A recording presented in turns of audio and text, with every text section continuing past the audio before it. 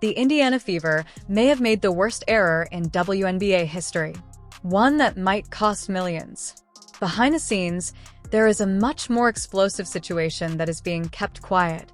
Imagine this. Your franchise has landed a generational rookie. She sells out arenas that have been empty for years, breaks ratings records, and makes your team relevant again. So, what is the response? You repeatedly twisted her, but no one seemed to question why. Let's start with the money, which will blow your head. Caitlin Clark is poised to earn $11 million this year. Her WNBA salary of $78,000 accounts for less than 1% of her total earnings. She earns more from a single Instagram post than she does in a month of Fever. Nike paid $28 million over 8 years to sign her. Gatorade's all in. State Farm treats her as royalty. Wilson even gave her his famous basketball phrase. The Fever struggles to keep her healthy for more than 3 games in a row, despite having open wallets from every manufacturer. In terms of health, isn't it strange? Caitlin never missed a game during college. For 4 years at Iowa, she played through pain and consistently dominated. In the professionals, she has been sidelined due to unexplained groin issues on multiple occasions. The impact is undeniable, whether due to bad luck or a larger issue. During a 6-game period, she shot only 4 for 12 and 14% from 3, falling below of her overall average. However, there's one aspect that is often overlooked. Despite the dip, she still averages over 9 assists each game. She is dragging the team forward with one arm tied behind her back. The reward? Extra bench time. In addition to the on-court drama, the off-court situation became considerably darker. A 55-year-old stalker was sentenced to prison for pestering Caitlin, sending hundreds of frightening texts, and even going to Indianapolis under the impression they were in a relationship. She had to adjust her public appearance to feel safer. However, this is when things go insane. He understood her value better than the Fever's management. During Caitlin's performance, ticket prices increased significantly. $200 in the secondary market. When she leaves, they drop by 40% overnight. That is not a dip. That is a financial freefall. Ticket prices for the All-Star game at her home arena dropped from $121 to $72 after she declared she couldn't play. Indiana University's front office is ignoring the fact that real money is leaving the institution. The situation continues to worsen. Stephanie White, the coach, was sent in to remedy things. Caitlin appears to be focused on humbling herself rather than expressing her full potential. Last week's viral moment summed it up. During a timeout, Caitlin sat in the coach's chair and was ordered out by White in front of the entire team. The message was really obvious. Know your place, novice. Don't become too comfy. We manage this team, not you. White emphasizes the importance of long-term health and the overall picture. Translation: we are concerned about your growing size. Why else would you manage the minutes of a 23-year-old in top condition? Why would you take her out of games when she becomes hot? Why compel her to change the successful style of play that draws crowds and sells jerseys? This feels like a continual reminder. You may be the celebrity, but others have the power. But here's the twist. Caitlin is quietly pursuing a larger goal while Indiana engages in power struggles. A self-sufficient empire. She is not only popular, but also the face of women's basketball. With almost 1.2 million votes, she was elected as the league's all-star captain, surpassing everybody else. Her endorsements outnumber full team salaries. She has the option to buy and sell half of the WNBA at any time. However, the Fever acts as if allowing her ride the bench is a favor.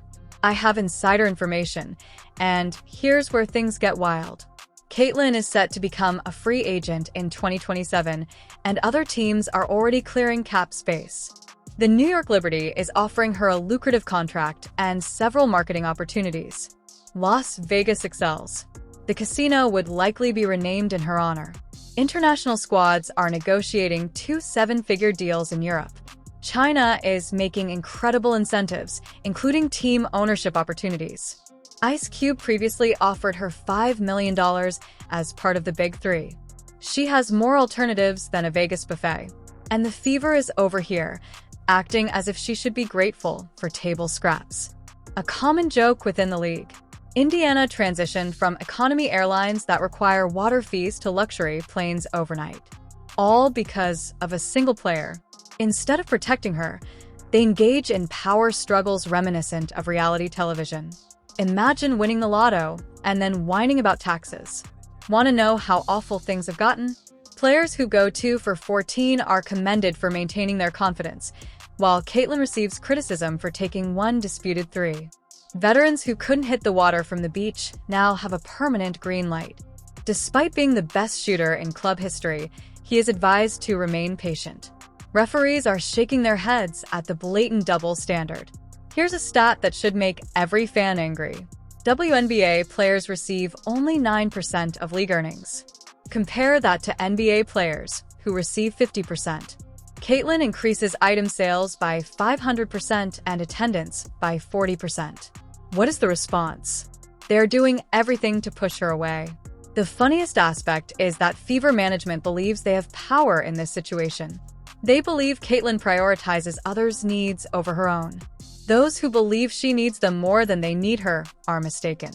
Caitlin Clark is only 23 years old and has a net worth of around $5 million.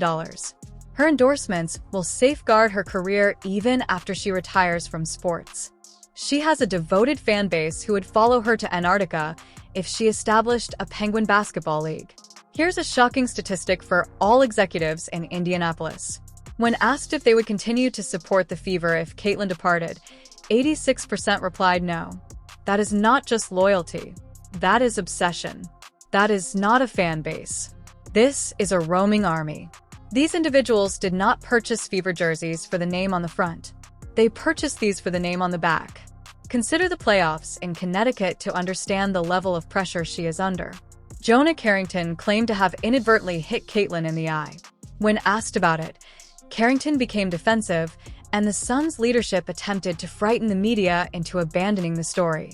Caitlin has intense envy every night. Unfortunately, her squad does not support her. The data is unambiguously accurate.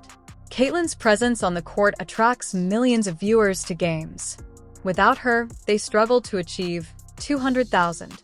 ESPN's WNBA coverage revolves around her, and her absence from the court results in a 70% drop in social media engagement. She serves as the league's marketing department in addition to being a player. Without her, the buzz stops immediately. The Fever is becoming more severe. Caitlin's close friends report that she is already considering leaving Indianapolis. The team's injuries, coaching mistakes, and lack of management support are all contributing to their struggles. In college, she was an Iron Woman who never missed a game. However, she has now become the league's most frail superstar. Everyone is beginning to question the situation. Surprisingly, a Fever could resolve the issue tomorrow. Fire anyone who doesn't comprehend the situation.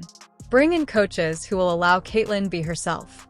Build a team around her, rather than forcing her to use an antiquated system. Give her control of the franchise and reap the profits. However, in Indianapolis, ego takes precedence above economic considerations. Numbers tell the narrative. Cities that attract generations of brilliance can either create dynasties or become cautionary tales. Currently, the Fever are heading towards the second path.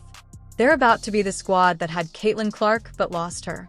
The franchise that failed to retain the most prominent female basketball player in history. I am hearing whispers. Remember, you heard it here first. Caitlin's camp is already considering options. They are laying the groundwork, testing international waters, and creating relationships to ensure a positive landing point for her in the future, not just tomorrow or next season. The irony is almost poetry. For years, the Indiana Fever played in front of empty seats, yearning for attention. Then, unexpectedly, Caitlin Clark falls into their lap. A gift from the basketball gods. A once-in-a-generation talent had the potential to transform everything. Within 2 years, Caitlin Clark will not be donning a Fever jersey. She aspires to play in New York, Vegas, or perhaps abroad, earning more than Indiana and playing for supportive fans. If this happens, basketball will lose its relevance and become a footnote in history, with empty venues. Here's the sad part. This disaster was entirely preventable. All they had to do was avoid screwing it up. Just let Caitlyn be awesome. Cash the checks. Develop the franchise around her. Instead, they've created a masterclass on how to squander a valuable chance. Business schools will continue to examine this type of collapse for decades.